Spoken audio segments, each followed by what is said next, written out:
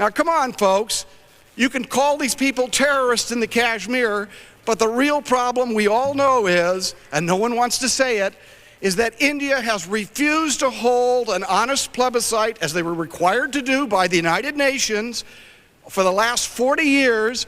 And if the people of Kashmir had a right to vote on their own destiny, they would probably vote not to be part of India, and there would be no conflict. There would be no people killing other people. There would be no excuse for 1 million Indian soldiers to be stationed up in northern India to repress those people who want nothing more than a right to vote as to whether they be a part of India or not, which is what the United Nations required them to do.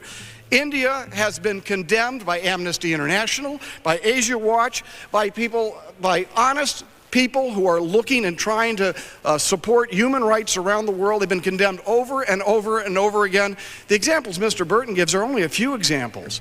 These people are trying to fight for their rights in the Kashmir, and as a reaction, the Indians saying, we're not going to let them get away with it. So they are condoning monstrous human rights abuses against the people of Kashmir. It can be stopped very easy. Let those people in the Kashmir determine their own destiny through the ballot box rather than through bullets. That's the bottom line. And if we do that, if we insist on that, if we send that message tonight with this little tiny cut of $8 million, I will tell you this much. The tensions on the subcontinent will subside. We will have done what is right, and in the long run, it will create a more peaceful world, because the people of the Kashmir will have their right to vote, and there will be no excuse for the violence that exists there today. So I plead with all of you, come on, let's get beyond all of this rhetoric. Let's not talk about India as our old friend. Let's not create some false images of how we have to help this developing country.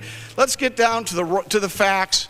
Let's get down to we must stand for human rights there and elsewhere, because it furthers the cause of peace to do so. Let's send that message to India.